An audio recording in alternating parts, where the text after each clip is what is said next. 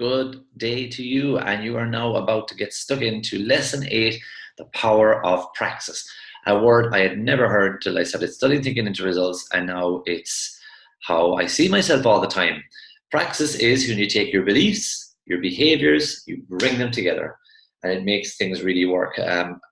For example, if you're driving a car, you put in the clutch, it's like you disengage the gears from the drive of the car. You select a different gear and then you clutch back out and you bring them together. And now the car starts to move differently. Imagine taking your beliefs and your behaviors and bringing them together so that your life moves differently. That's what you're doing here. In lesson 1, you've created a goal. And what you got to do is look at that goal and then look at the certain behaviors that you have and ask yourself, am I carrying out the behaviors that are in line with the belief that I have that I'm going to reach that goal? And it's probably, if your results are not where you want them to be, it's probably down to your behaviors. And if they are, then you can just look at yourself and give yourself a pat on the back and say, you know what, my beliefs and my behaviors are absolutely where they're meant to be. But having no awareness of this fact is going to kind of set you up to be hopeful and wishful. When you live with praxis and you totally match your beliefs with your behaviors, you really are a leader. You really are living a life of self-control and knowing and being self-confident, self-assured. If you're not living that way, then take this word praxis and burn it into your mind and study this lesson very, very well.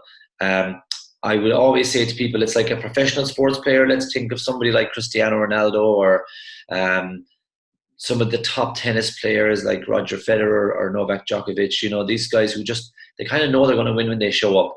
Their beliefs and their behaviors are matched. I mean, they don't miss training sessions. They're not being kind of sloppy with their diet. You know, everything they do is with the power of praxis. Okay, so let's move on. Only the individuals whose beliefs are sound and in harmony with the laws of the universe and have been integrated with their behavior will emerge as real winners in the new economy. This is Bob Proctor. Now, today and every day we have a role of gratitude. So I want you just to be grateful right now before we begin. Be grateful for everything you've learned up to this point. Be grateful for some of the wins you've had along the way, the new friends you've met. Be grateful for the interactions you've had with myself or Krista or our team. Be grateful for the new life you're living already, and you still have all of lessons 8, 9, 10, 11, and 12 to go. So you really got another third of the program left there. Gratitude should be part of your day many times a day. Live in a state of gratitude, in fact. Okay, so the things to remember about this lesson, that a person will never really go beyond where they believe they can go. So let's stretch the belief, because you are, as Bob says, God's highest form of creation. You think of an idea, you bring it to life. It's as easy as that. But we all think that's only in the hands of a rare few, the top echelons of society. It's absolutely not true. They're probably at the top echelons of society because of this, not that they got there and then developed this way of being. They developed this way of being to get there. The truth is, you can do anything, but you've got to believe it. Without belief, it's not going to happen. So the desire creates the idea, the belief really makes it happen as well. Belief and faith, and have belief and faith in you. So with the power of praxis, we really have to take a moment to mentally play out that word. Like, it means the integration of belief and behavior. It may have been the first time it's come across the screen of your mind. Everyone's beliefs are integrated with their behaviors. But that's really not correct. There are a number of people out there, a number of situations where a person believes something that is very sound, but then they fail to integrate that with their behaviors. It's a little bit like a throwback to the knowing and doing gap. People know they can do more, but their behaviors would suggest that they kind of don't want the result that they're telling you they want. This behavior only comes into a physical contradiction with that type of belief. So let's look at it this way. How would I experience this area of my life if I had accomplished this great goal?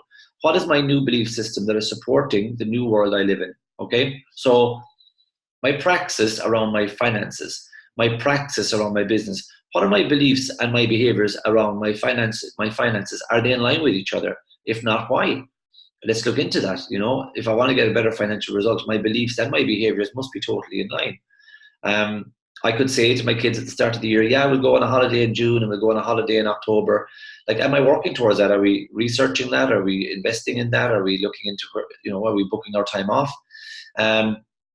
If you accomplished your life with a greater level of praxis, you should have a lot more holidays in your life. That should definitely be as a result. Because when a person lives with praxis, when they merge their beliefs and their behaviors together in the direction of their goal, then they really will start to feel and act and think a lot better and get a lot better results, which can help them to afford, obviously, more holidays and things like that.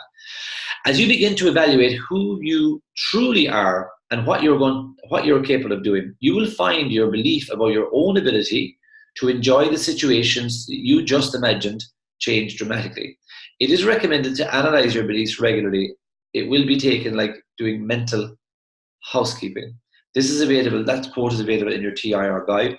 And this image is also in the guide, our wonderful, wonderful friend, the stick person. So look at it this way. People always have to integrate their beliefs, their behaviors, okay? So the behaviors happen in the body, right? And the thinking happens in the conscious mind. The feeling happens in the subconscious. So what we have to do is take those thoughts that we want, not the ones we don't, the ones that we help us to believe. So you can go out and try things without belief. You certainly can, and you may even succeed. But the true flowing power is when you believe, you act and feel and everything as though you believe. And I've been there myself. I've been affirming stuff that I don't really believe in until such time as I do believe it. Because often it's in our nature to, I'll see it when I believe it. Well, in fact, with thinking into results, the way you got to do things is, I'll believe it first and then I'll see it secondly. Because everything's created twice, once in the mind and once in reality. So no one is ready for a thing unless they believe that they can acquire that thing. Belief, belief, belief, guys. You have to have belief in your goal. You have to have belief in yourself that your goal can happen. Like, we're working on a pretty sickening goal, myself and Krista, and we were punching the numbers yesterday. And straight away, because we do this material all the time, we stopped looking at how it was a huge number and it would mean a lot of work. We just said, well, we know it's not coming from this source, then we know it's coming from some other place. So we stop, we don't think about the how, we just commit to what we want to do. The belief gets shown to us through our previous results. We have belief in ourselves, we believe in this material, and we know the rest of it will be taken care of as long as we keep affirming the goal that we want, with belief, with a desire and with belief. So the role of belief, in a conscious level and on a very logical level, we can think it's true, but we can say, yeah, I can do that. But however, you must believe it deep down inside. If you think you can do this and you think you can do that, but underneath the surface, like in the subconscious mind, you doubt yourself. You might be, I know people who go on presentations, they print brochures and everything says about their business and how successful their clients are going to be. And they don't even believe that they're going to be a success. So it's impossible for them to get clients, or it's impossible for their clients to find them when they're living in a state of lack of belief. The truth is, you can do anything, but you must first believe it. Without belief, it is never going to happen.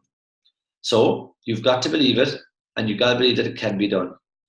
Now, with the worksheet introduction, you're going to see that Bob breaks those words down, like relationships, holidays, finances, and he asks you to analyze your practice, your belief around all of them.